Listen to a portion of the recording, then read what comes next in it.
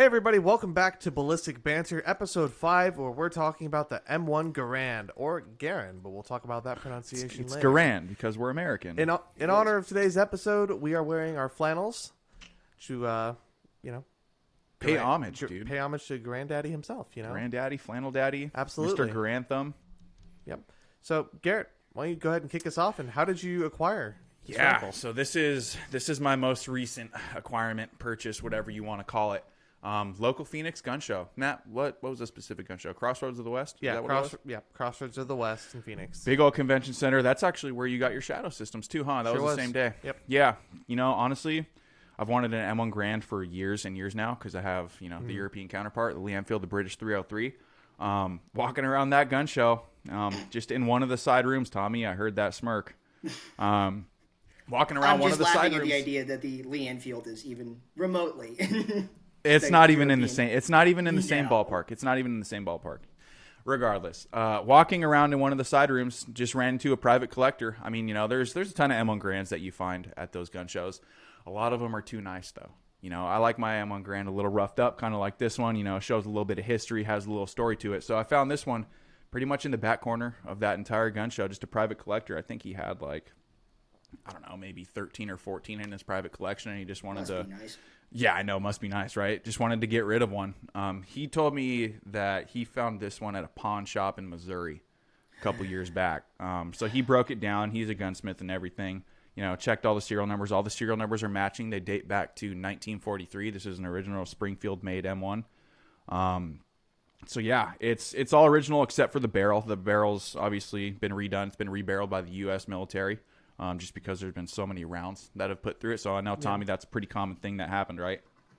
Oh yeah, a lot of these got rebarreled and because they were sold off as surplus. They were still used in Korea. Hell, some of them were still in use in Vietnam, and I've got the Vietnamese counterpart to it here, which we'll get into later. Yeah, and that's actually interesting because the Vietnam ones, one of my old history teachers actually has one of those. Really? So yeah, it's a little newer. The thing, dude, it's still badass. It's still an M1 Garand. It doesn't matter. You can find these on websites and stuff, and sign up for mailing lists to where it's like a raffle system. You get your name pulled, and then you can finally get your M1. But yeah, no, I just happened to stumble on this one. I've been wanting one for years. I paid a pretty decent amount of money for it. You got a good deal on it. I got a smoking deal, but that smoking deal was still a little bit of money. Bro tax to high hell. Though, yeah, they are because. Go ahead. I said from what you told me, you paid fairly nice. Oh yeah, I paid a fairly nice amount for it. Yeah, no, I did, but you know what, dude? I'm super happy with it. I mean, it's got the sling. The only thing I don't have with it is that bayonet. We were talking about that a little earlier, so yep. I'm going to look online for original 1942, 43 bayonet so I can match it and put it on that lug because it does have it. Right. And then it shall be complete. Now I just need to get ammo for it. So everything here is basically original except for the barrel, right? Yeah. All the serial numbers are matching, except for that barrel, obviously, because it's been rebarreled by the military. Let me see. What serial number is it? This is number 2,423,028. So, okay. I mean, yeah, there's a whole shit. There's a lot of made. I know that. Yep. So, yeah, all original Springfield. Thing's awesome, man. I love it. The production numbers are escaping me, but I want to say it was between 7 and 10 million, give or take, because unlike a lot of countries who adopted, self-loading rifles going into World War II and during, because that's the thing I want to make sure, I'm sure people are aware of, that the U.S. was not the only person or the only country with a self-loading rifle during the war. The Germans eventually got to the K-43. The Russians had the SVT-40. The Swedish or the SIG or the Swiss had the AG-42, which is kind of it looks like a K-43, but it's slightly different in the way it works.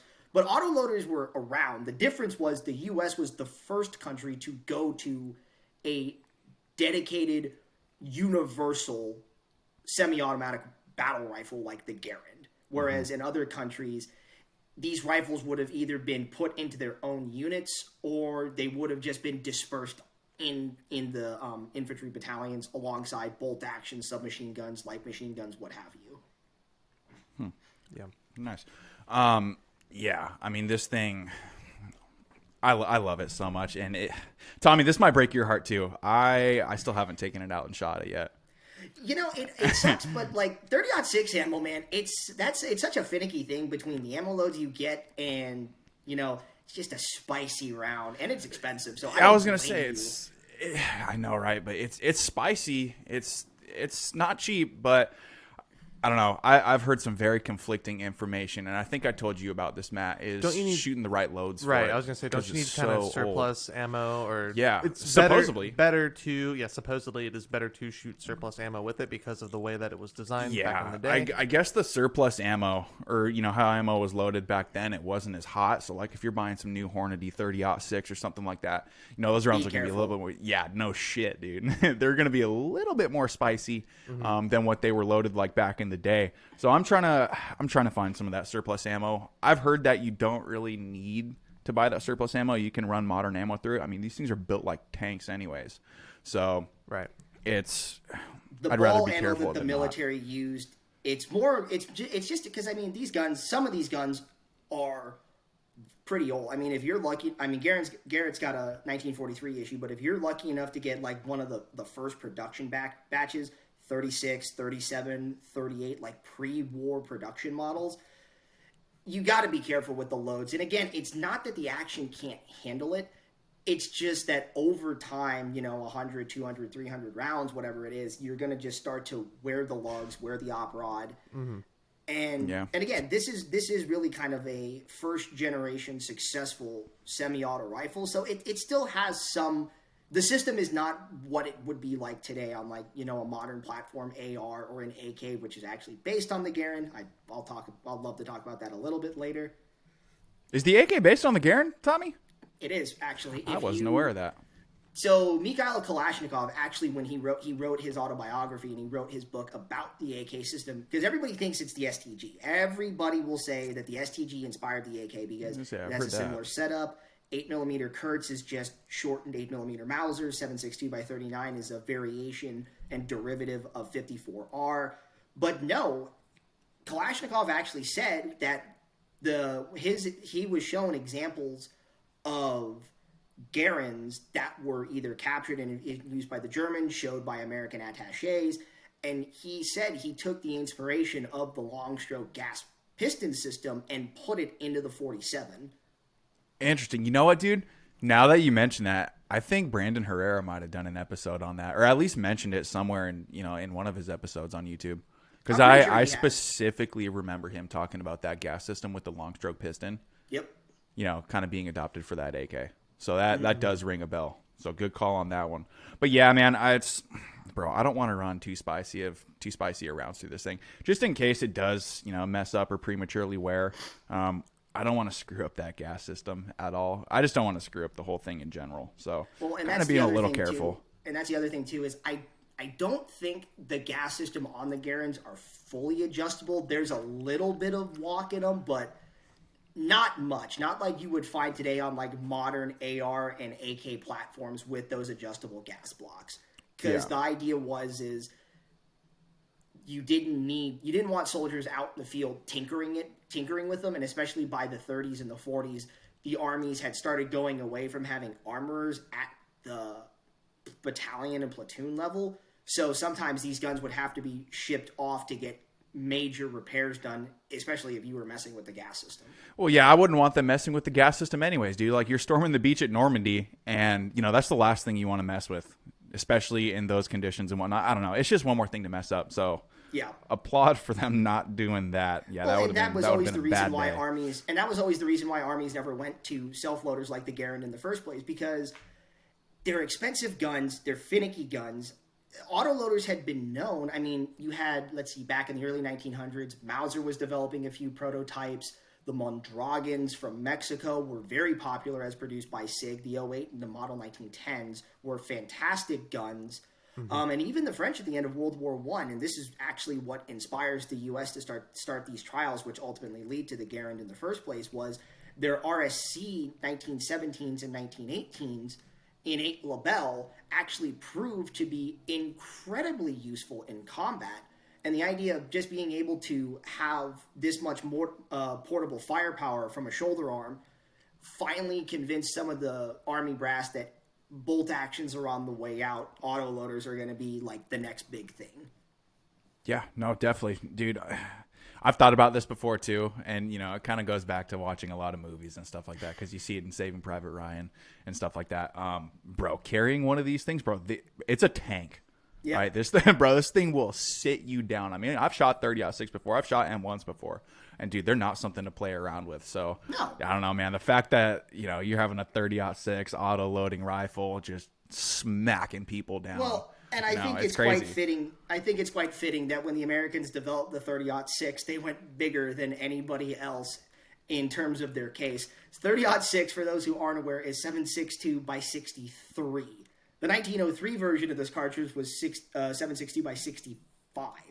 The next closest standard issue round in terms of case length is 8mm Mauser, which is 7.92 by 57. Jeez. And America's like, we're going bigger because we're better. You know why? Because we can. That's and what we we use always the do. imperial system. We didn't use the metric system. What is that?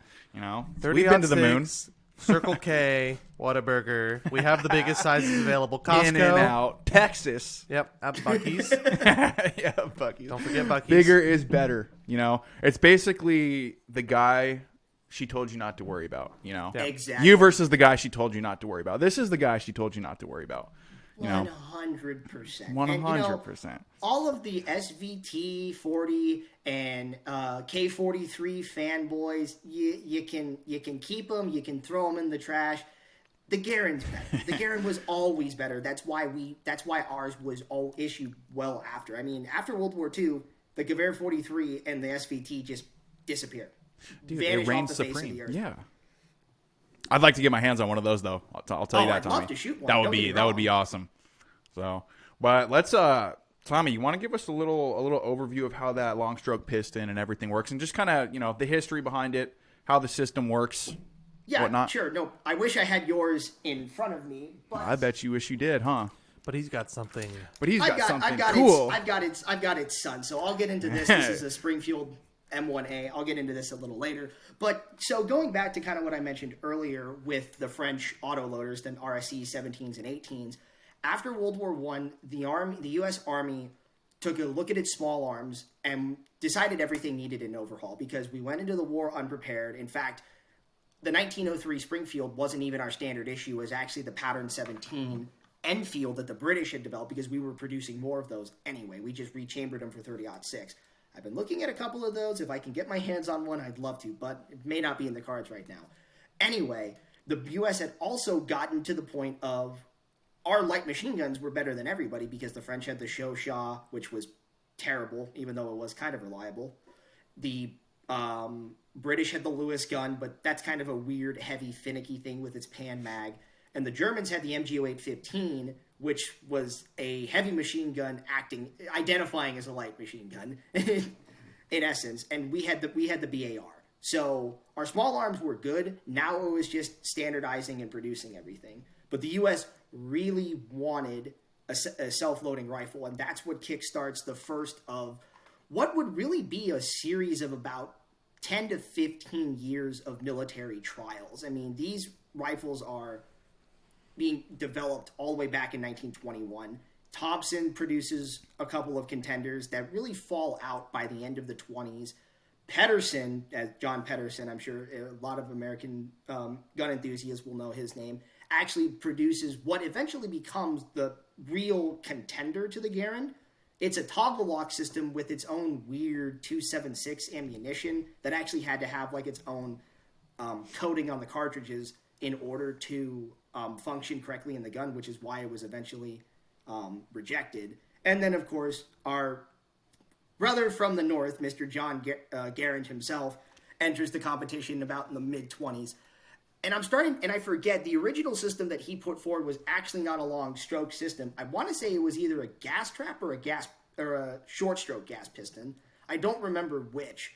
But eventually it gets to the point where he puts forward a new model with this long stroke.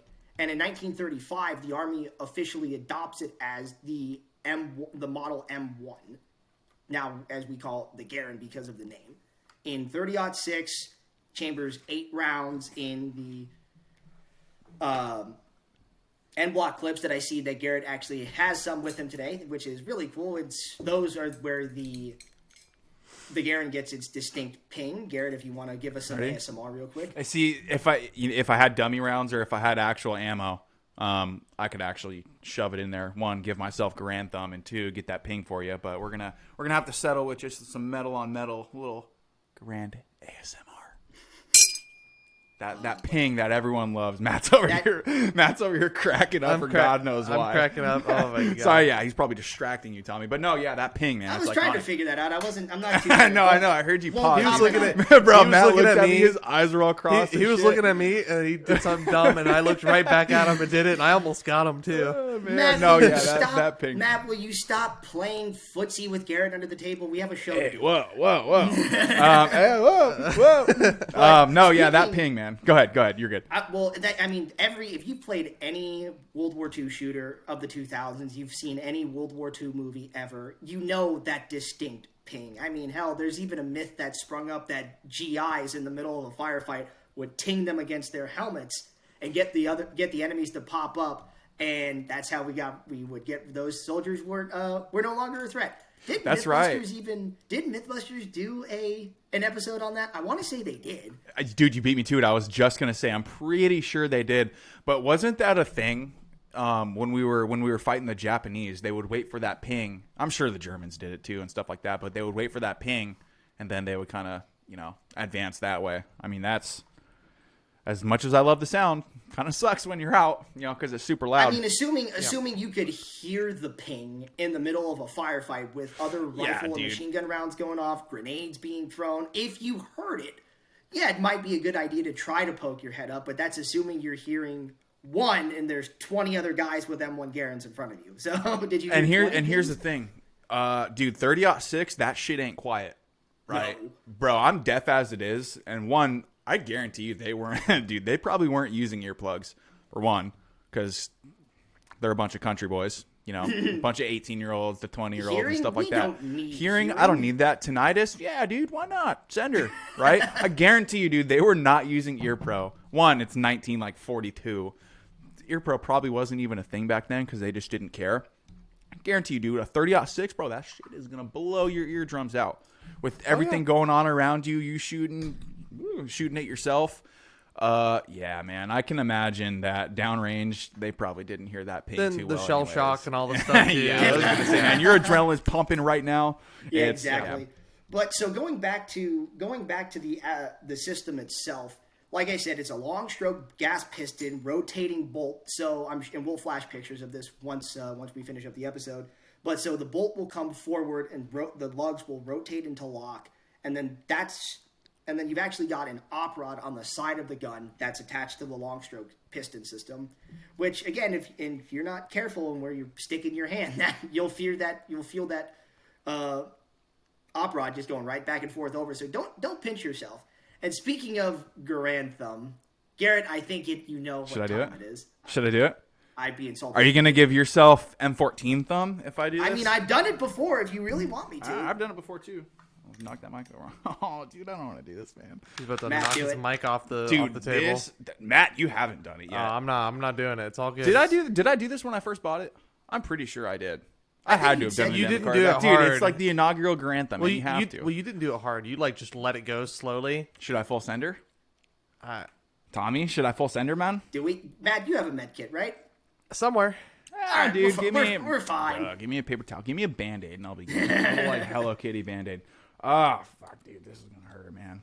And this is a pretty common thing, right? I mean, it's not obviously. I'll get into why this happens in a minute and the way you're actually supposed here we go. to. Are you gonna turn for the camera so you get Garand thumb? Yeah, I'll turn this way. Here, I'll do it with the other hand. I'll do it with my right hand. Try not to knock anything over, bro. Dude, I'm an idiot. I can't get it. He's gonna accidentally just do it to himself while he's getting ready for it. Oh, dude, I missed. Dude, I got so scared. Did you hear how loud that was, though? Oh, I heard how loud that was. Dude, I'm terrified. It hurts, bro. If you watch anyone on YouTube do this, Garand thumb, whoever it may be, dude, it tears your thumb up, bro. Mm-hmm. All right, here we go. Not be a bitch about it.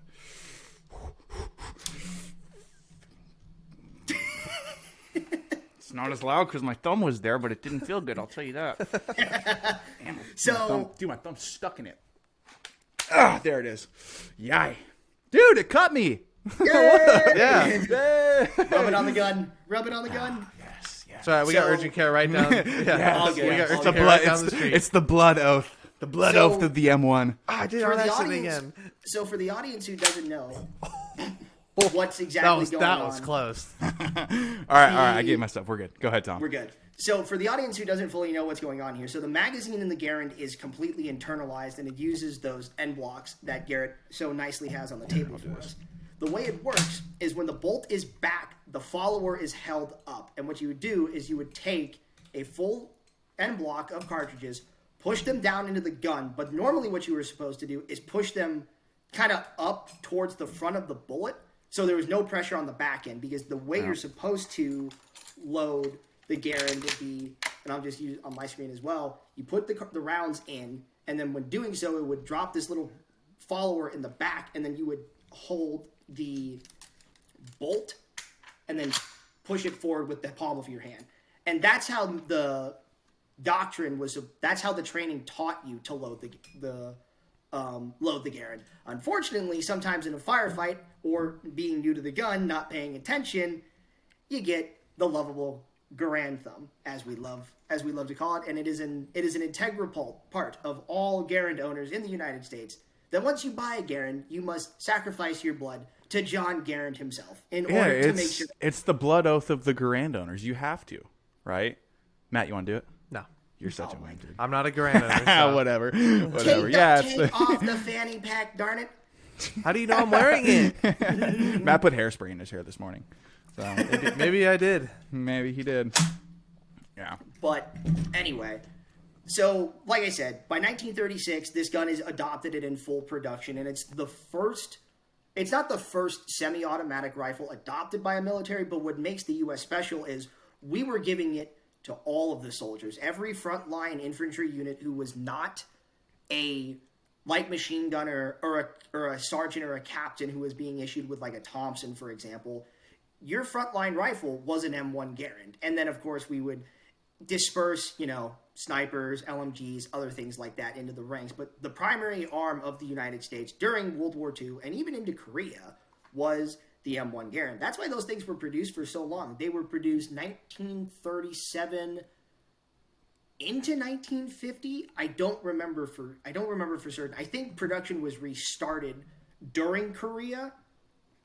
And then once the Korean War comes to an end, a gun like this is supposedly supposed to replace it. Again, I'll get into the M14 a little bit later because it's got its own less illustrious history than the Garand does, unfortunately. But the Garands acquitted themselves well, from North Africa to France and Normandy, like Garrett said, and then into the Battle of the Bulge. A lot of soldiers, and I've even met and talked to some of them, said even though at first the guns would seize up, so long as you kept them warm, they ran fine.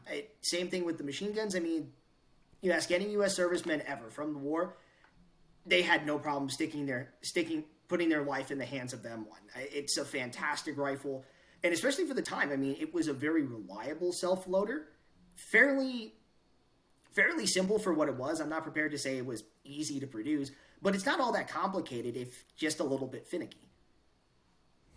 What do you mean it's finicky? So, like I said, that the op rod on the side of the gun is always a problem because I've seen, even on mine, if it's not properly oiled or you get stuff in the slide or in the rail, the gun sometimes won't cycle well. Like I said, in freezing cold, the gas system sometimes seizes up because the metal just doesn't want to run, and things like that. Like I said, auto-loading rifles are not perfect, and especially in the 1930s, they were nowhere close. I mean, this is not like today or even the 1950s where you had guns like this, the FAL, the G3. I mean, by the 1950s and the 1960s, the technology has come even further. And even back during World War II, the other guns that I mentioned at the beginning of the episode, the SVT and the K-43, had their own problems that made them unreliable as well. And in defense of the Germans here, their problems really more stood from parts quality manufacturer than anything else. I've heard Caveira 43 parts break all the time. Extractors, bolts, firing pins, the bolt handles, everything. They just weren't heat treated properly because they were trying to produce so many so quickly. Yeah, mass production. And that was the other thing that was concerning too. So every single M1 Garand to about the tail end of the trials, a lot of them were hand fit or made in small batches. They were terrified to see what was going to happen once you start producing 1,000, 10,000, 100,000, 1 million, because that mass production problem really it creates a lot of issues. And this was the problem that the U.S. had in World War I with all of those pattern 17 bolt actions. There were 3 manufacturers of those bolt action rifles, but you could not interchange parts. So Eddystone rifles had to be mixed with Eddystone, Winchester with Winchester, and I think Remington with Remington, I think. But and that was the thing that they were terrified of, is what if we give this to the primary weapons manufacturers of the country, Springfield, Winchester, Remington, etc., but we can't mix the parts again. It's going to create a nightmare on the front line. Thankfully, that didn't happen, but that was definitely one of the big concerns on the minds of the brass, even when this thing was being adopted. They were almost worried that by 1938, it wasn't going to work. And that's even why you get something like the Johnson semi-automatic rifle that Melvin Johnson would end up creating, and the inspiration for the AR-15 bolt. He was hoping the Garand's mass production qualities would fall apart, so then his gun could basically be adopted by the U.S. military. Interesting. So that's the predecessor to the M16 bolt, or the M4 bolt, whatever you want to call it? Yep. So Really? If you actually look at a Johnson 1941, which was adopted by the Dutch before they fell to the Japanese. That's sick.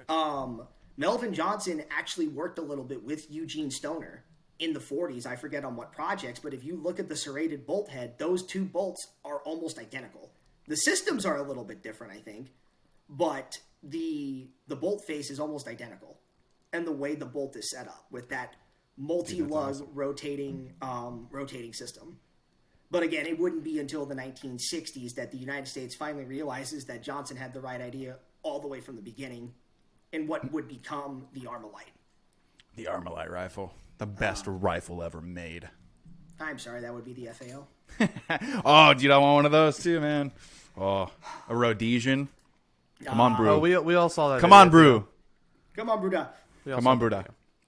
This is Africa. Dia. But going back to the Garand, The based FAL. Go ahead, Tom. I think there's something quite novel about the fact that this gun, produced in the 1930s, served the U.S. quite proudly all the way through Vietnam, effectively. I mean, even by the time it was technically replaced, there were still Garands and Garand tanker models in service in places in Vietnam. It was just that reliable, which is probably why your barrel's a little bit newer, is when the U.S. was selling this stuff off, they took the barrels out of older Warner models and rebarreled them, but all the other parts were fine, and there was no reason to do a complete and massive overhaul. Not to mention, I think the one problem that the U.S. really had with the Garand, especially by the end of the war, really was those end blocks. I mean, a magazine like this that I can take and just rock into my M1A is a much better system than Garand Thumb Central trying to get that thing in there in a pinch. No pun intended. Tavi, every time I load this thing, well, every time I've given myself Grantham, just put a thumb in it, bro. Just put a thumb in it. Shout out. Scott. Put a thumb in it. Dude, I should wear it. I should buy that shirt and wear it. People are going to think, dude, what the hell is that? No one, unless you've seen that video, as terrifying as it is, no one will understand. Tommy, though, I do like that rock and lock system that your M14 has, dude. It's a lot easier. I think it's a lot nicer to load. it's definitely safer. It's a little more reliable. And now the funny thing is, they did experiment both during World War II and going into the 50s with just converting the M1 Garand to a box magazine. There are Winchester examples with magazines very similar to what my Springfield has. Dude, Tommy, I don't mean to interrupt you, but Matt, at the gun show, do you remember one of the dudes who had like those, like the show models or whatever like that? Like the guy at the front? Yeah, the guy the guy on the main floor, Tommy. I swear to God, dude, he had one of those. The ones with the one of the prototypes for the magazine fed ones. He did have one of those. He did have one. He wanted to sell it to me for like a couple $1,000. Yeah, sounds about right. Yeah. It sounds about right. I didn't do it. And that one was also, you know what, dude? All the ones that he was talking about, or all the ones that he had, were chambered in 308 too. Those are the Navy models, right, His Tommy? cheapest one was like, what? Dude, that shit was expensive, $2,500. He said, right? Yes. I That want was to. cheapest. That was $2,500 like to his $3,000. cheapest one. Yeah. I want to say that might be right because basically what the U.S. ends World War II, and we try to go back to our pre-World War I mindset of slash the army, slash the spending, whatever. Although that was never going to happen because the world was so different. But one of the things they wanted to do is there had been almost this revolution in small arms technology of these large-scale, full-size rifle cartridges aren't needed, and we can get just as much good power out of something like a 7.62 by 51 as opposed to 30-06. It's a little lighter on the recoil. It's got very good ballistics, and we're not engaging people at 2.5, 3,000 meters anymore. Everything's 100 to 1,000 yards at most. Mm-hmm. So that's really where you see this massive overhaul in the United States Armed Forces come, which is where this gun comes into existence in the 1950s, just after Korea. The M14 certainly had its problems, though, and it was especially up here in the short-stroke gas piston system. And one of the other things that I will say that I always liked about something like the M1 Garand, for example, is the Garand was a very soldier-proof rifle in a lot of ways. Garand, I'm sure you've seen how the M1 comes apart, right? Where you just pull back on the trigger guard. Yeah. It's very nice to be able to have that system to take down in the field where, for example, if something's wrong with your trigger, you want to see what's wrong. Thankfully, my M14 comes apart the same way. All I have to do is pull this piece back, and the whole thing comes out. And then I'm not gonna do it. no reason to. I'm not gonna do it. One, it's gonna create too much noise, and two, I don't feel like messing around with this thing. Yeah, I contemplated it, but you said you did it on your F14. We're good. Yes, He did. He did. And it's one of those things where it's because that's the thing that you really probably want in a modern military rifle is the ability to have of quick service in the field. Also, if for some reason the trigger is busted, all I need to do is get a new one of these, drop it in the system, lock, and it's ready to go. There's no problems with interchanging any of these parts whatsoever. And that was the other thing, too. I think the United States still kind of had this love affair with the M1, which is why we go to something like the M14 later on instead of the FAL. Because in a lot of ways, the FAL is better, but there's something prideful about having an American-designed, American-designed gun. We'll accept Canada as part of America anyway. It doesn't really matter. Pretty much. It should be. Soon. We've been planning for 80 years.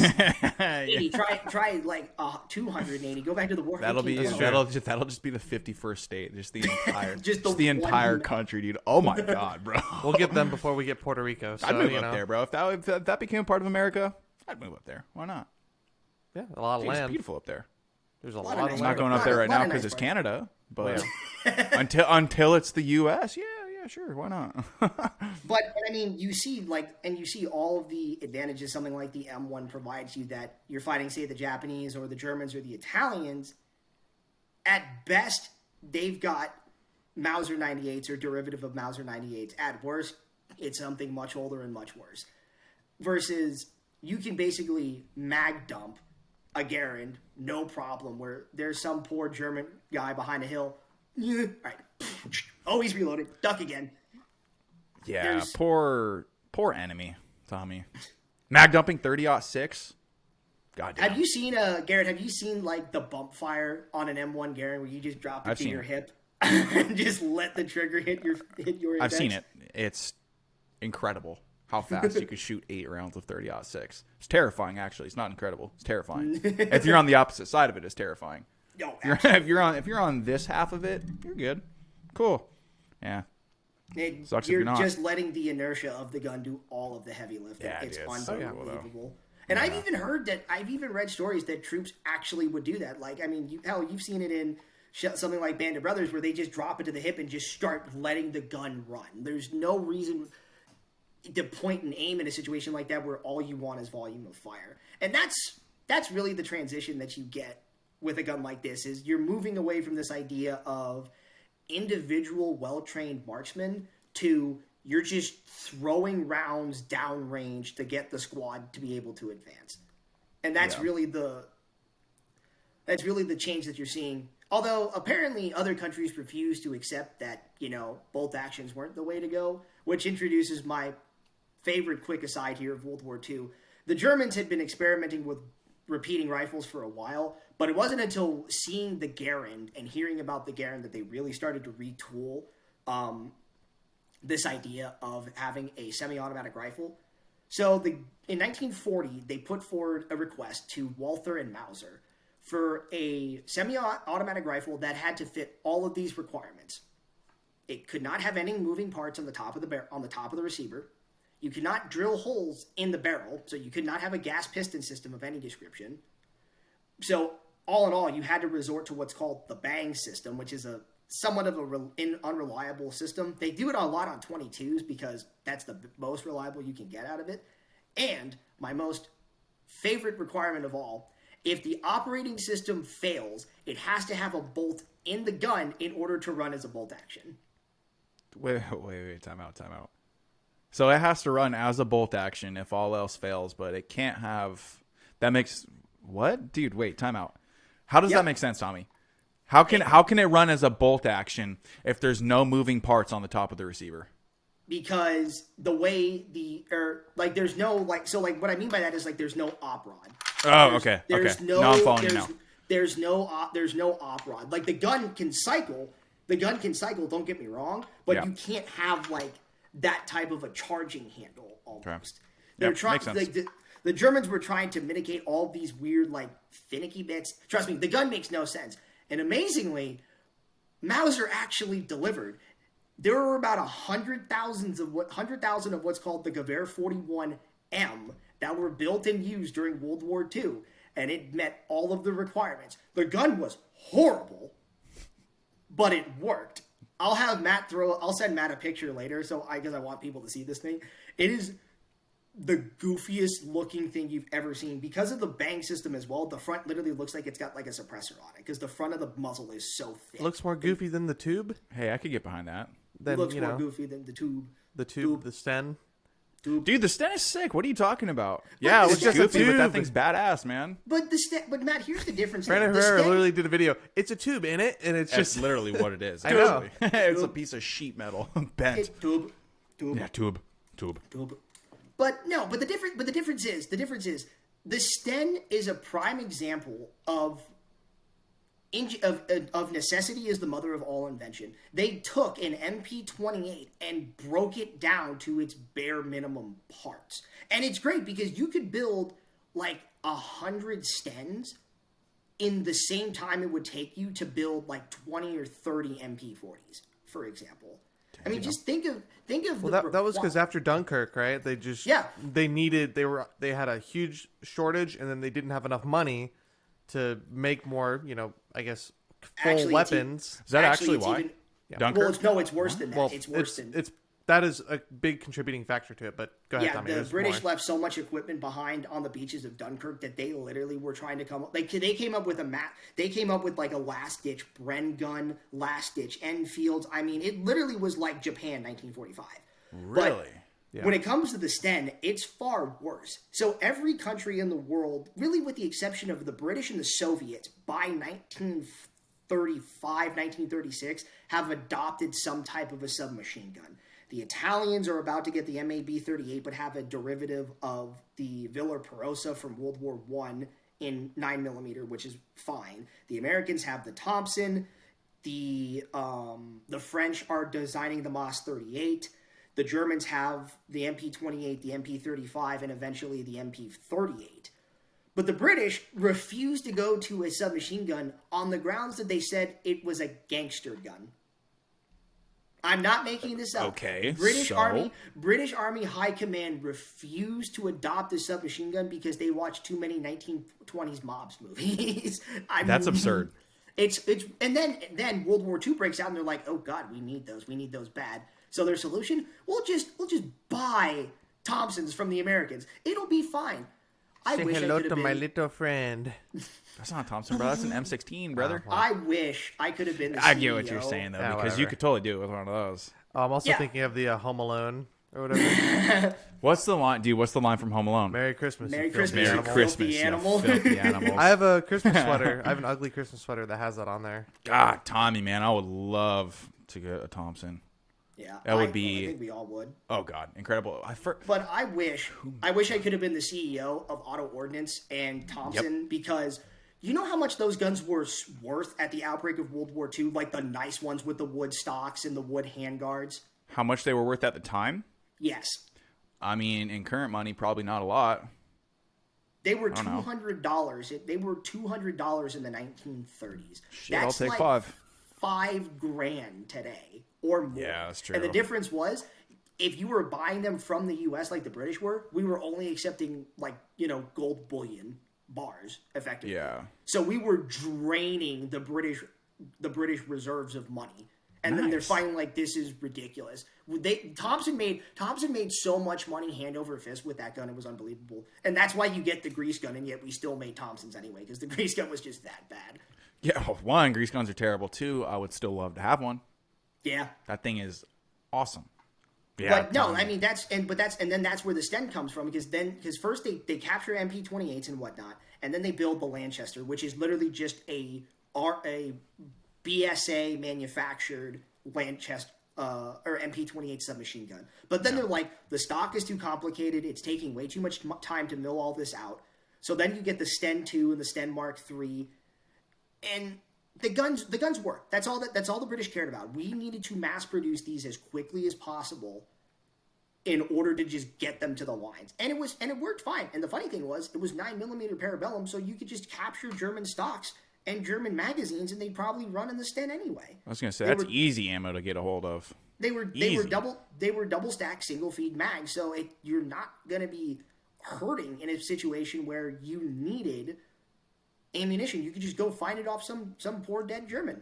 So some poor dead German. Well, he might have been captured. We don't know. He didn't make it back to the lines. That's all we're gonna say. But all of his equipment did. You're wearing his helmet. Don't ask. He got Fury, Don't ask. basically. Yeah, Fury. Jesus God, what a great movie. Fantastic movie. And I think the funny thing is though is the M1. Going back to the M1, it's one of those guns that like has this mystique about it, but it's because especially here in the United States, every bit of media we see about Korea and World War II has them. Saving Private Ryan, the Code Talkers or the Wind Talkers with Nicolas Cage, Band of Brothers, The Pacific, any World War II Call of Duty shooter ever made between the 90s and the 2000s. I mean, the gun is just everywhere. You see it, you know exactly what it is. I pull out, say, like a Russian PPD-40, no one's going to know what that is. Not a single person will know what that is. What was the movie about the Vietnam War? Was it Unbroken? Is that? No, that's World War II. Unbroken is World War II. That's World War II? Full Metal What's his Jacket? name? What's his name? No, not Full Metal Jacket. I'm trying to remember. Love Full Metal Jacket. He gets captured. He's a POW in Asia. That's Unbroken. Yeah, that's Unbroken. Yeah, that's World War II. War He gets II. captured by the Japanese. Oh, it's captured by the Japanese. Yeah. Oh, He was okay. a- I'm mixing that up. His plane gets shot down. He was a that's right. B-24 Liberator pilot? Yeah. That's right. Yep. Okay. What's Louis Zamperini? I don't know why I thought that was the dude, Vietnam. that guy's a yeah. badass. He just That was an died in, awesome like, the movie early too. 2000s. I don't know why. I don't know why I thought that was Vietnam. Love that movie, dude. I just love all World War II movies because one, they have this rifle in there. It's been one of my favorites forever. And like, dude, Hacksaw Ridge, fantastic movie. Oh, bro. that was awesome. Unbroken, fantastic movie, dude. That might be the first movie I've ever seen Vince Vaughn in that I actually liked his acting in. Hacksaw. Yeah. Yeah, dude, he did a really good job in it. Dude, there's a bunch of good convinced- actors in that movie. That convinced me that Vince Vaughn is a very versatile actor because he could pull that off so well. Because he goes from he goes from dodgeball. Yeah, exactly. He goes from dodgeball to being the. Oh man, dude, that's funny. Yeah, no, Vince Vaughn did good, dude. That movie has a great cast too because what's his name? Vince Sam Vaughn, Worthington's in it. Sam Worthington was the Andrew like the Garfield. Marine captain. Yeah. God, I love when he picks up the M1. It's like, it's a little late for target practice, isn't it? Yeah, Douglas? dude, I know. And he rolls throws it up. down. Get on, I'm gonna pull you. Yeah, I know. Let's do it. Dude, what a great scene though. That's just a good movie because one, that dude, that scene there when the Japanese are like pointing down the cliff is what I'm talking about. The fact that you had like 40 Americans with guns like this just mag dumping and they're just going like the amount of firepower that gun gave an individual soldier versus anyone else who all were using bolt actions at the time effectively. It was just unbelievable. I mean, sure, bolt actions are great, especially if you move to like what the U.S. did, where they just turned the Springfield into a sniper and put a designated marksman in the platoon. That's fine. But I'd still rather be in a platoon of guys with a gun like this than a platoon of guys who are all using K98s or Type 99s. And 100%. That's a huge reason to why, a couple episodes ago we talked about like the Mosin Nagant and its, derivatives and stuff.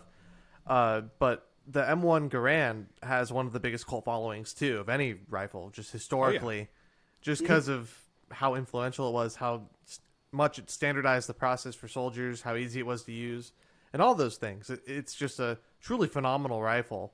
And I want one eventually. I bet you do. Keep your dirty little paws off of mine, too. And like you said, Matt, going back to the Mosin real quick, that's the other thing. The Mosin was built in 1891, and the Russians continued producing them through the 1950s. They even developed their own semi-auto, Tokarev, Mr. Tokarev, designs the SVT-40 after his great 1933 pistol.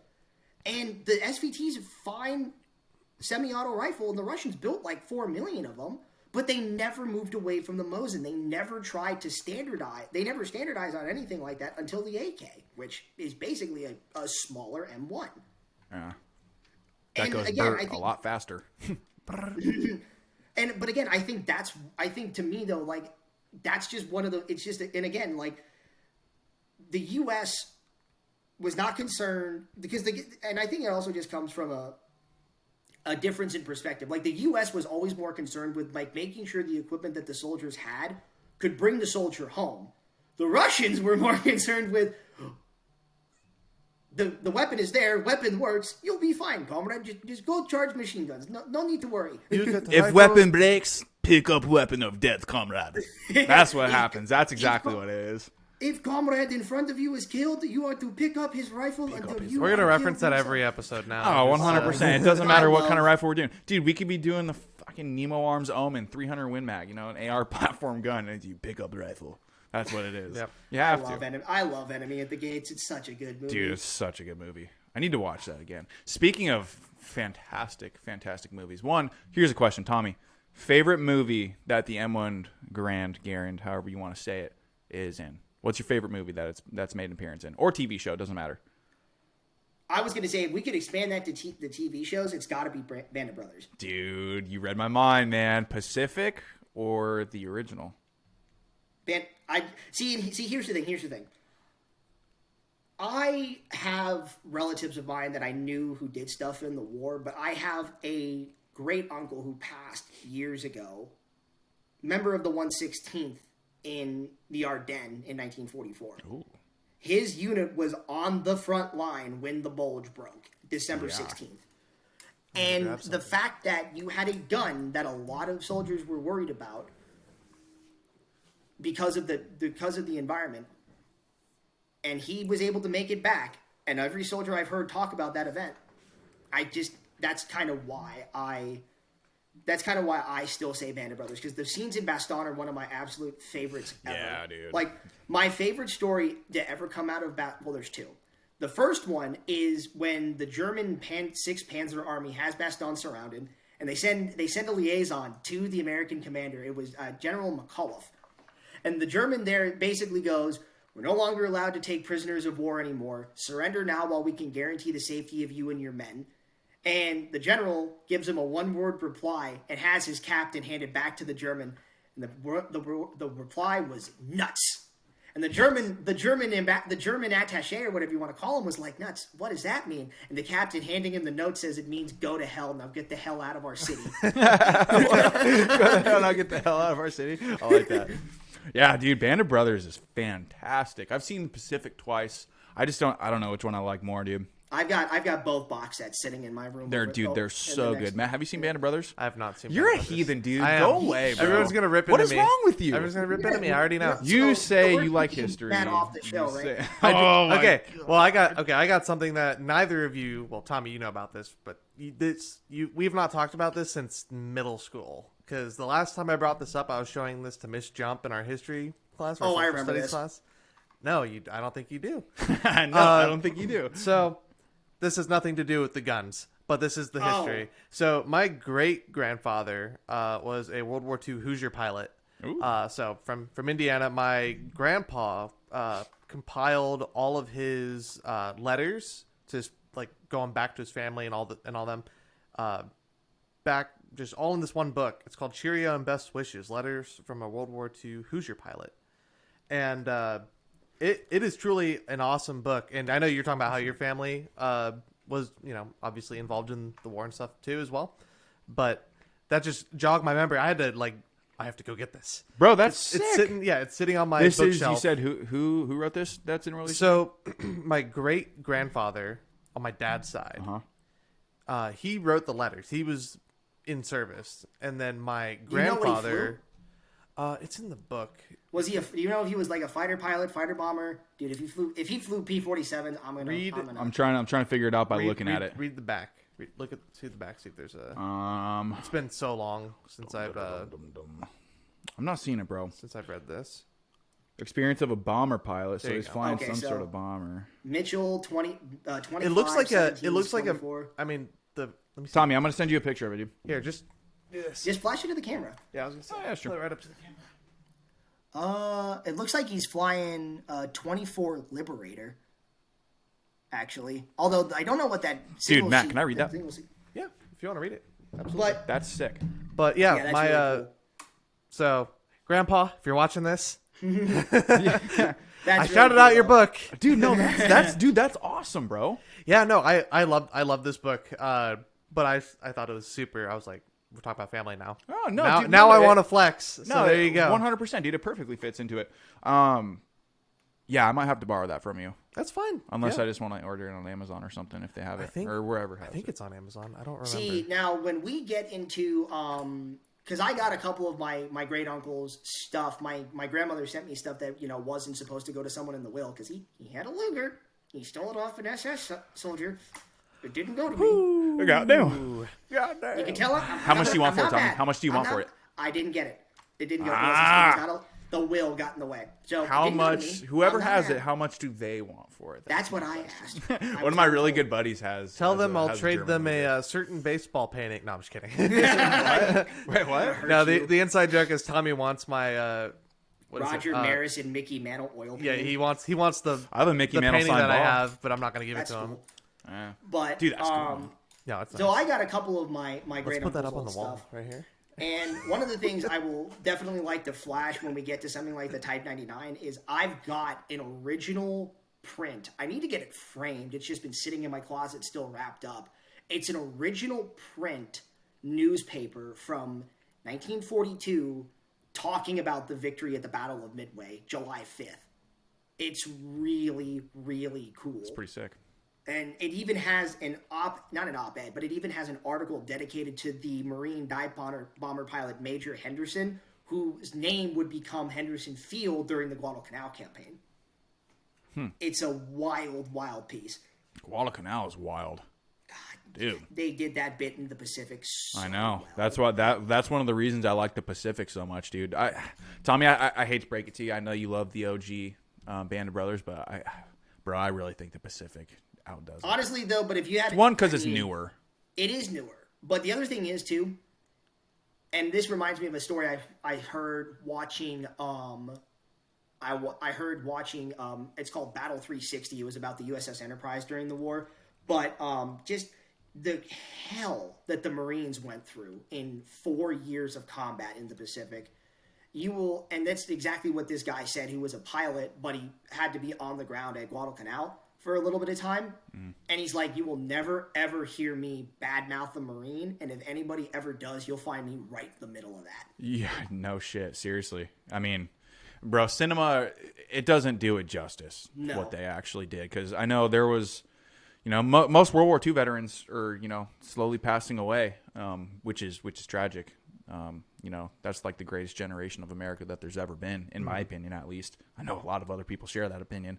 But yeah, there was an old guy at our church when I lived in California, man. He was in the Pacific, and bro, you could see just by the look on that guy's face, man.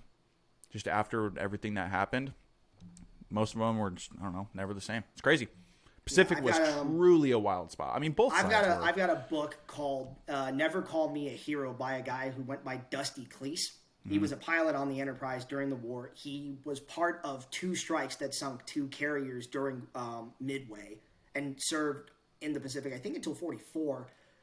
And I haven't gotten through it yet, but I remember because he was in that same documentary I was talking about, and he basically said that no matter what, in my opinion, me and the guys who came back were not the heroes. The heroes are the ones who never made it home. Oh, yeah. Yeah, absolutely. 100%. I've heard people say that before. I mean, man, I don't know. I couldn't imagine what I would even do in that situation on either side. It's crazy. But, Matt, what's your favorite movie or TV show that this thing's been in, man? Oh, man. Given that I haven't seen Band I was going to say, he knows exactly where I'm going with this, and so does Tommy. He's about to just... I got ice in my Rip him in veins, half. bro. I mean, honestly, when I saw Hacksaw Ridge, that was probably top 3, you know. That I really enjoyed Fury too. 3. Fury was fun. Yeah. Fury was not as tear jerky as Hacksaw Ridge was to me. It's just the story, bro. Yeah, absolutely. One's a true story. Yeah, absolutely. I forgot his name, man. Desmond Doss. Yeah, Desmond Doss. Doss. What a dog. Yeah, that movie, that's one of the only 2 movies that's made me tear up. The other one was End of Watch. Whew, Yeah. For those who know. Well, it's just because of the way that he's kind of stuck to his backbone about being a Christian. He's not going to pick up a weapon, but he'll be a medic. He wants to go serve. Yeah. He just wants to save people, not kill people. Bro, he wants to be in the line of fire without a weapon. And the fact that his dad showed up too in the court hearing or whatever. Of his son. I was like, ooh. Shows up in his World War I uniform. Dude, gave me the chills. I was like, whoa, dude. That's cold. I know. That whole scene though, where he's like, "This is what happens. This is what happens. A man serves his country, loses all of his friends in the process, and once we come back, we're told the uniform we wore doesn't matter and we're forgotten about." And I feel like that's very profound because that touches on an issue that we're not really equipped to get into nowadays. Yeah. But it definitely felt like that line right there was symbolic of something greater, especially here in the United States. Well, it's an age. Absolutely. It's almost an immortal problem that we have now. But that's that's a whole different rabbit hole that we can go down. Yeah. But he made a very valid point because the guy managing the case was just like, damn. Damn. let me take your letter. Or whatever I was like, give me the letter. All right, you can go. Yeah, man. That scene right there. I mean, one, that's the scene before shit hits the fan. Yep. Two, I remember the first time I saw that movie. It was with my entire football team in high school. We were playing our rivals, and every time we played our rivals, it was like homecoming week, so we wouldn't have school on a Friday.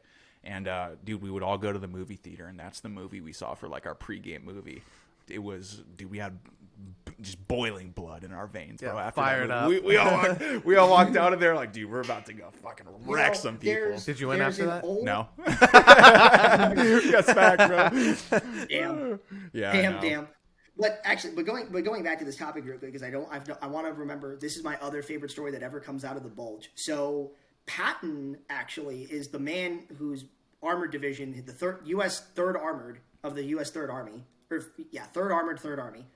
He completely rerouted his entire tank force from Alsace-Lorraine to Belgium in like less than a day. No one understands how he did it. But Patton, it's a great story, and I don't want to get into it because it's just the end that I care about here. But basically, so Patton's whole tank column is moving north to go rescue Bastogne. And in the 3rd Armored, or the 4th Armored at the time, is a man who, Garrett, I'm sure you're familiar with, a certain Lieutenant Creighton Abrams. Yeah, I know. Yes, I am familiar with it, Tommy. It took me about like a solid 3 seconds, but yes. And for those who are unaware, Lieutenant Abrams goes on, I think, to reach the rank of colonel or maybe general in the American Army, and that's where the M1 Abrams gets his name. Mm-hmm. Well, Abrams at this point is now part of like the lead column, and he gives Patton his plan to go rescue Bastogne. Basically what it is he rounds up like 40 tanks and they go running down the highway. Fast as the tanks can go, firing on the move. They're just like, we're going to open a corridor. And Abrams gets past what effectively is like the entrance to the town, and he opens up the tank. He pulls out, like, I think it's his 1911 or his Thompson or whatever, like looking around. And all of a sudden a US GI or a paratrooper comes walking out of the woods, and he just immediately takes aim. He's like, name and rank now. Name and rank now. And he's like, Private whatever, US 101st, thank God you're here. Because there would have been all these reports that the Germans were in our uniforms. Otto Skorzeny, one of the chief of the German intelligence committees, had formed an entire captured battalion of US GIs. They were German soldiers in GI equipment deployed behind the lines at the Ardennes, disrupt radio, blow up bridges, sack supply dumps. And so Abrams was paranoid. And after meeting the guy, he's like, he radios back to Patton, and U.S. High Command, all clear. We're good to go. Bastogne had been relieved. And it's just one of the funniest stories that this guy's like, yeah, I know there are tigers and panthers and German Panzerschrecks in the woods. I got this. Hold my beer. I got this. Dude, they need to make a movie about that. That American spirit sick. Right there. Tommy, so you mentioned all these tanks. I didn't mean to interrupt you. My bad, by the way. But you mentioned all these tanks, right? And you mentioned the M1 tanker model. What's the difference between what I got and the tanker models? So the I was tanker going to ask models, that earlier. So the tanker models did exist. They weren't very common because much like the Germans, we came to the realization that putting a submachine gun with a tank crew was actually smarter. But basically, a tanker model is kind of similar to like an M14 or an M1A SOCOM. It's just got a shorter barrel. Oh, okay. It's the exact same thing, but you're rocking like a 16-inch or a 15-inch barrel. Yeah, okay. That's what I was visualizing too. Yeah, that's what I barrel. thought. I just wasn't sure. But you bring in those tanks up and stuff like the Abrams, it kind of rejogged that. I was going to ask. And again, if I'm given that, I'm not going to be too upset because again, at least it's semi-auto. It's a high-powered cartridge. Yeah. Personally speaking, I think I'd take a Thompson or an M1 carbine, but that's just me. In a tank, 100%, dude. Bro, I don't know. I'd love to carry a 30-06, but out of a 16-inch barrel, you got to think, the pros and cons about losing velocity. It's like shooting a 5.56 out of a 7.5 barrel. What's the point? It's absurd in my mind. But, 30-06 will probably do okay in a 16-inch barrel. I mean, you're still getting some velocity. You're still sitting them down with it, but I don't know, man. I think they were still more concerned with like the volume of fire, like Tommy was saying before. Rate of fire, the speed, just the general, probably the capacity and all that. And again, the idea is like if your tank, if you actually have to use that, the idea is basically that the enemy is right there. So mag dumping a Thompson is probably better than trying to mag dump a Garand. 100%, dude. Actually, it was situations like that actually led to the development of the M2 carbine. Really? Yep. So I've shot M1s. I've shot a lot of M1 carbines. They're fantastic. 30 carbine. It's such a brilliant thing. But the thing is so that gun comes out actually as a replacement for the 1911 in essence. Not as the point of a sidearm, but you give this to truckers and mail carriers, like guys who don't need a full-size service rifle, but if they get jumped, they need something to defend themselves with. Mm-hmm. Well, the gun became so popular that paratroopers, Marines, GIs, like these guys started taking it to the front, and the guns were working well. Well, the funny thing is they started making 30-round mags for these things, and they're like, can we get anything more out of this? So after World War II, it gets a fun switch. I was going to say, let's make it full auto. Yeah, pretty much. And I have never shot one. I have seen videos of them in use. They're so cool. They're so sick. And again, 30 carbine is a stout little round. I mean, it was the US's equivalent to like 760 by 39 or 8mm Kurtz for the Germans. Not as powerful, but close. It's still a 30 cal intermediate cartridge that can just go burp. Bert. Yeah, dude, I bet. I've seen videos of those M1 carbines shooting full auto, and dude, they move, bro. Yep. Dumps that ammo quick. I would love to shoot anything full auto, but shooting a full auto M1 carbine, That would be awesome, bro. Oh my god. I think, because unfortunately I have never had the privilege of shooting a Garand yet. I know someone who's got one who will let me shoot it. A guy in Georgia, he said whenever next time I go out, like if you ever want to come, you can. Yeah. But honestly, if I had to pick though, I almost like the M1 carbine slightly better. It's lighter, magazine capacity is higher, the magazine change is easier. 100%. But it's not as well. I mean, you know what? I'll retract that statement. What I was gonna say it's not as classic of a weapon, but bro, 30 carbines, those things are OG too. I love those things. Who doesn't love those things? Tommy, next time you're out here in Arizona, man, I'll actually have some 30-06 on hand. We'll go shoot this thing. You know, we shot the Mosin last time you were out here, so yeah, you can see that on our Instagram suck it too, up and so. I'll suck it up and buy some ammo for this. I'll go back and do some research because I can't remember the original U.S. ball ammunition loads. I want to say the grain is probably similar to what you could get from like a Hornady or a Winchester 30-06 manufacturer, but it's the muzzle. It's the amount of powder. Well, it's the amount of velocity and how much powder it's packing versus speed and velocity, just all that in general. The grain of the bullet's probably going to be somewhat similar, but having that little extra spice in the cartridge might not be good for it. So I have some websites saved on my browser that have military surplus ammo that I can get. But no, honestly, dude, I'm probably just going to try to find the most toned down ones I can that I can just go into a store and get. And it'll run fine, dude. This thing's built like a tank. The dude who I bought it from, I asked him about that specifically too. And he goes, honestly, man, he's like, there's a bunch of, people talking, saying, hey, buy these toned down rounds. He's like, bro, this thing's built like a tank. It's just a machine. He's like, run it. Yep. He's like, I do that with all of mine from the 1940s. He's like, run them. Did you go over his background? Because he sounds like a cool dude. Dude, what... He was an armorer for like a SWAT team or something like that. SWAT, yeah. Yeah. He was like some sort of special armorer for. I still have his phone number. He told me to call him if I ever have problems with this thing or if I want to get my hands on another antique weapon. Yeah, he gave me his phone number. He's like, dude, you want to introduce me sometime? Yeah, no, dude, Tommy. He gave me his phone number. He goes, call me if you ever find an antique weapon that you like, and I might have it on hand. And I was like, say less, dude. Say less. So I have him saved in my contacts as what is it? I think it's like James or something like that. It's James M1G, M1 Grand. that's how I remember who it is. You were in that where the stand was at the gun show. It was like in the corner. Dude, it was in the back corner. Yeah, it was in the back corner of like a side room, not on the main floor. This was like a little hidden gem right there. And Garrett was just talking to this guy forever. Dude, he was cool, man. Yeah, I know, absolutely. But he. It just shows that, when you go to these like little gun shows and stuff, you're going to find little gems here and there. You just got to really look. Because Garrett, I walked by that place like probably twice. Caught my eye the first time I knew it. I didn't even notice. And then Garrett was like, I'll be right back. I'm going to go over here. Yeah, that was me to my dad when I saw Mannlicher Schonauer rifle. God, dude, Tommy, this guy had a bunch of sick rifles, man, like old school. I think he had some Type 99s in there. Actually, and that reminds me too. I wanted to talk about this quickly because I know we're about ready to wrap up. But everybody loves to call it the FAL, the right arm of the free world. Not true.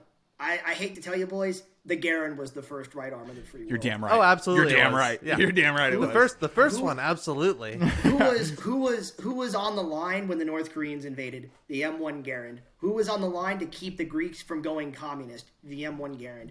We sunk, and there are still to this day thousands upon thousands of Greek surplus 30-06 ammo that you can find because we sent so many to the Greeks. Hell, the Italians not only made this their standard issue, their BM-59s were basically just Garands with 20-round box mags and bipods. Those are the Greek ones?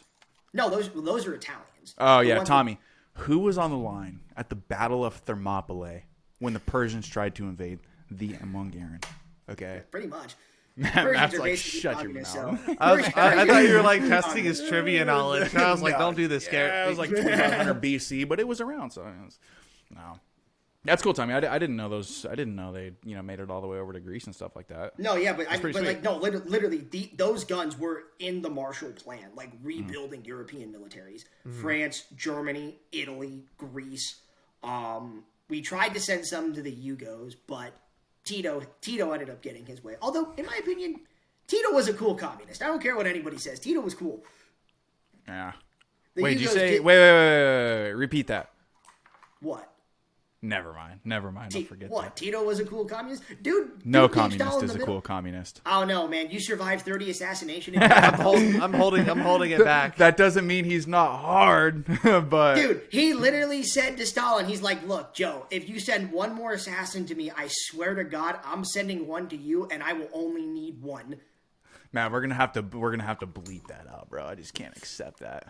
I can't accept that, Tommy.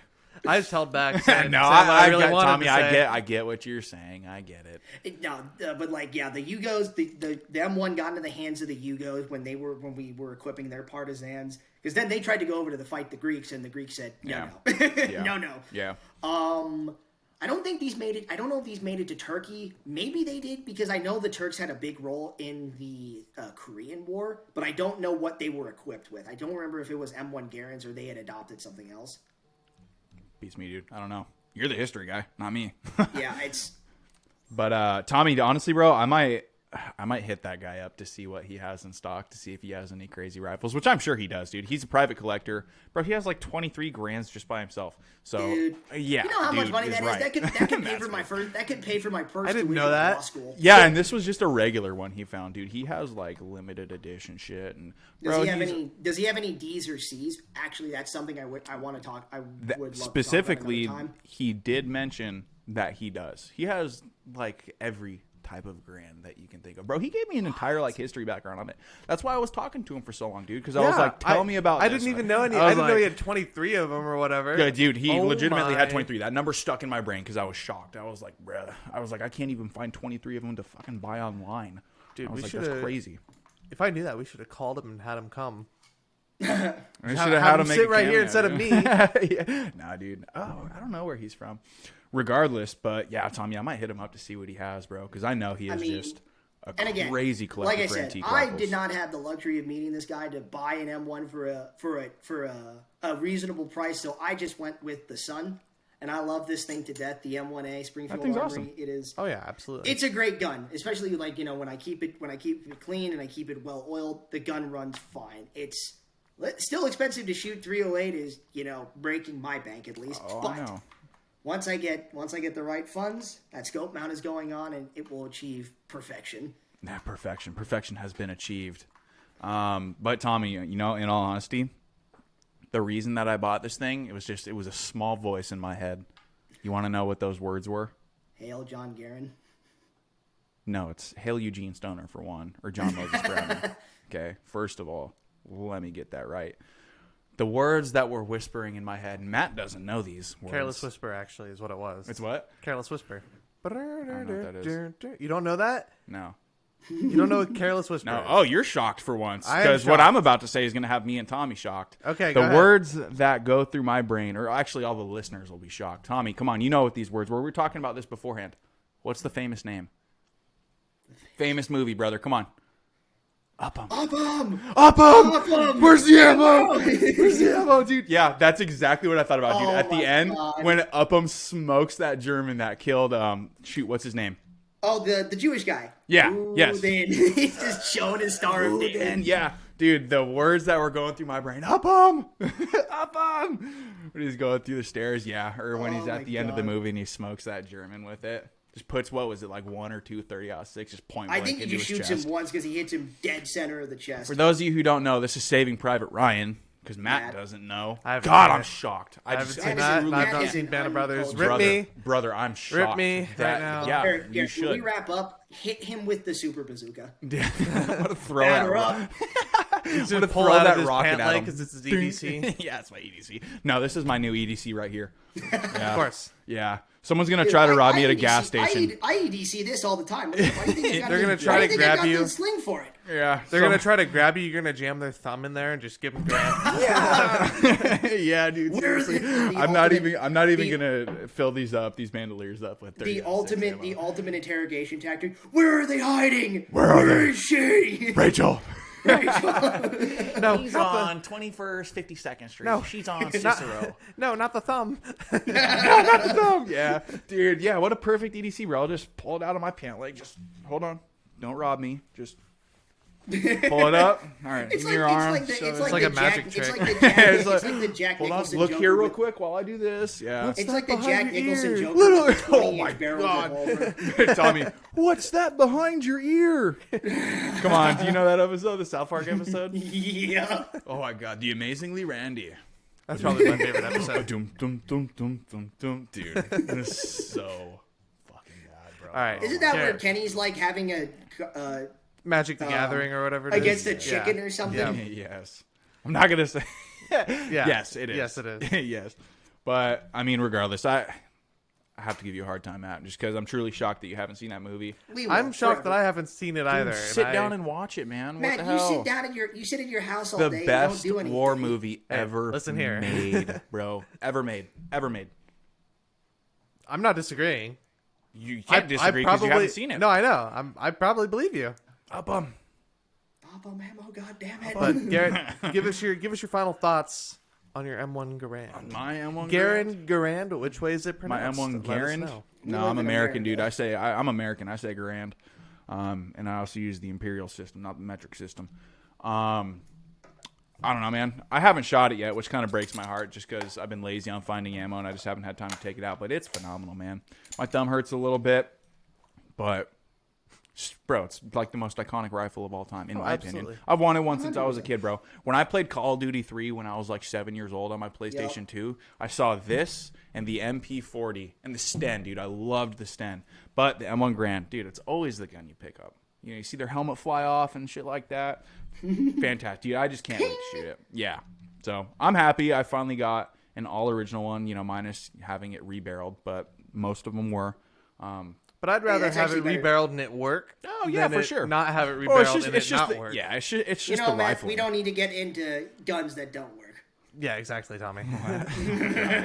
But yeah, man, I'm super happy with it. It was low key like kind of like a dream come true. Sure. I've wanted one forever, and I finally got my hand. I couldn't say no, especially after talking to that guy, him giving me the whole background on it. In my mind, I like to imagine that the pawn shop he found this at in Missouri, some dude brought it home from the war, whether it was Pacific, European, whatever it was, and that hopefully this thing was used, right? I mean, it's got some scuffs. It's beautiful in my mind. I was going to say it's not beautiful, but it's, you know, it tells a story with how scuffed up it is and stuff like that. So I would like to assume or hope that it was used, but I don't know, man. I love it. Yeah. Well, you can never know. And Garrett, the one thing I will say this, and this is probably what will make you so mad, because the thing that actually, so I'm going to talk about the M1 carbine with this real quick, because the M1 carbine, when the U.S. surplused it, that's what made the ATF rule change for SBRs. They modified it to make the M1 carbines legal to own. They were selling M1 carbines and M1 Garands on the surplus market for pennies on the dollar. Like, even by 1950s and 1960s standards, it's actually painful to look at how much they were there's so being many, sold yeah. for. Yep. God, dude, I wish I could get my hands on one of those back then at least, instead of spending how much I spent. On That's what I would use a time machine for. I don't know about you viewers, but I'd go buy I a would go bunch back of in cool time weapons. and just take, you know, like walk into like the old factory and just pull one off the production line. Just Dude, take that'd it be back. sick. I didn't know the ATF made the SBR rulings for the 30 carbine. That's crazy. So, well, Speaking the of SBR that, rule ATF, came out. clear me, please. Go ahead, Tommy. For his can. Well, the SBR ruling came out in the 1930s and that's where the $200 tax stamp comes from. But in the 1930s, it was anything with like a 17-inch barrel or whatever, right? Like basically the M1 carbines would have been illegal. But then the U.S. had the problem of, we have so many of these, but no countries really want them, but we're putting them on the surplus market. So then they went to the ATF, changed the length requirements to 16, and that's why the length requirement now is 16 for short barrel, for anything less as a short barrel rifle, because of the M1 carbine surplus market. Yeah, I still don't understand the whole SBR thing. It Oh, baffles it's so me. dumb. A $200 theft stamp. That's what. Well, it the funny in my thing mind. is that was $200 in the 1930s. It was never adjusted for inflation. Dude, that was $200 in the 30s. It's That's a always been shitload of money. Yeah, that's why. That's the whole impetus behind it, is they wanted to make it a luxury for the rich. But the problem was, is as the 90 years have gone by, they never adjusted the tax stamp for inflation, so it's still $200, which to a lot of gun owners now is pocket change. Yeah, I've had to pay it. I'd love to. It sucks. I'd love to do a whole episode on that, because I was gonna say, don't get me on too big of a rant, Tommy, because you know how I feel about all that. I've had to pay that tax. We all know how we feel. We all know how we feel. Yeah. Tommy, what's your favorite part about the M1 Garand, and final thoughts? Honestly, I think, to me, the thing I've always loved about the M1 Garand has just been like the cultural significance. I mean, my entire childhood with war movies and reading stories and things like Band of Brothers and video games, without fail, that gun is there. It's probably the first gun I have a memory of like seeing fired of any description. Not a revolver, not a bolt action, an M1 Garand. Mm-hmm. And between the history of it, the importance of it, and even now, my personal favorite toy in my collection, it's just so significant, and it's just a great gun. One day I will have my own. Hopefully it will be better than Garrett's. It probably will be better than Garrett's. Boss. Knowing you, it probably will, bro. I'll tell you what, though, they're hard to find. I'd rather have a used one than like a shiny little perfect save queen.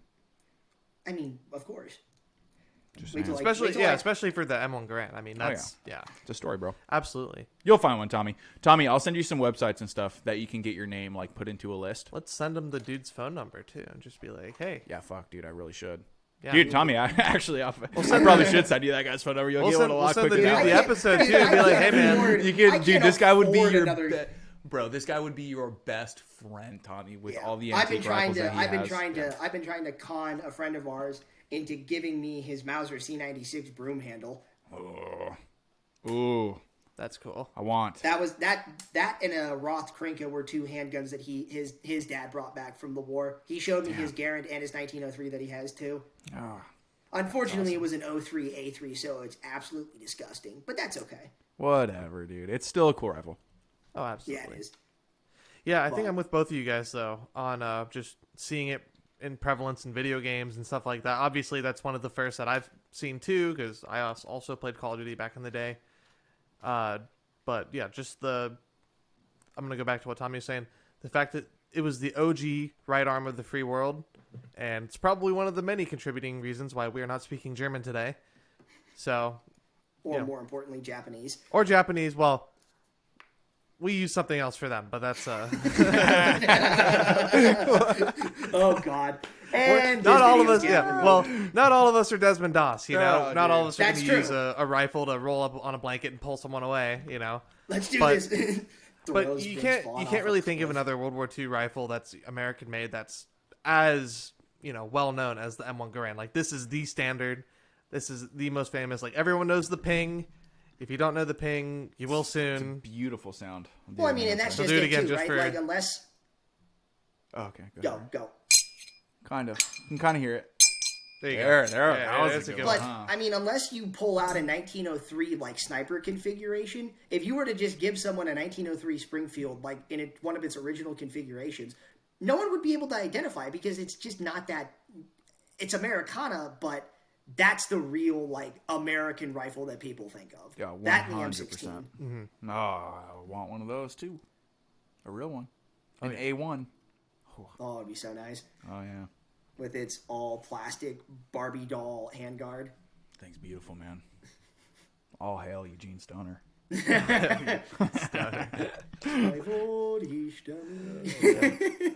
All right, boys. Well, I think that'll do it for this episode. Absolutely. I think we've covered pig. a crap ton for the M1 Garand and some, little bonus like snippets. Tommy from, covered a crap ton. Yeah, absolutely. Tommy's the history, man. Tommy, we should have busted out the MP40 for this. We should have. One We'll do like a World War II episode where we just talk like in general. Yeah. Hopefully by then I'll have a Thompson. We'll do that another time because that MP40 needs to get tax stamped. Ironically enough. Tommy, how pissed? You're gonna Form 1 it? Yeah, I'm gonna Form 1 it. Nice, dude. Fire from the hip. Fire from the hip. Tommy, how pissed would you be if I showed up with a Thompson? Blind reaction, just. I don't know how much longer you'd be. I don't know how much longer you'd be alive. Yeah. Tommy'd be on a plane here in a fucking instant, bro. Dude, I would just like instant transmission over there and smack you. Yeah, silly. when you take through the computer screen, just. Yeah, man. Yeah, we'll do a World War II episode so you can break that sucker out because I haven't even seen it yet, so that'll be fun, man. Yeah, absolutely. I'm down. I'm down to do it. I'm down to do whatever. So. Let us know how you like the video if you have an M1 Garand or Garand, however you pronounce it. Or have ever given yourself Garand thumb. Or if you've ever given yourself Garand thumb, because I'm sure, as Garrett can tell you, it hurt. It definitely cut my thumb, bro. Next week, our special will be us forcing Matt to give Garand thumb. I'm gonna try to talk him into it after this, see if I can get a little video of it so we can clip it in somewhere. Good. I doubt he's gonna do it. Probably not. Wuss. Yeah, a little bit. Call me whatever you want. It's fine. I know Matt has no shame. He doesn't care, dude. No, don't care in a bit. He doesn't care. Got the nicest fanny pack a man can buy. Dude, how do you it's know? a man satchel, bro. He wears a man satchel. Come on. It's not a purse. It's not a purse. It's not a purse. It's a satchel. Okay. Matt was part of my hangover trip in Vegas. Story for another time, though. I know you told me that one. That was funny too. Oh yeah, absolutely. All right, boys. Well, in that case, until the next one. Take care, everyone. All right. Peace.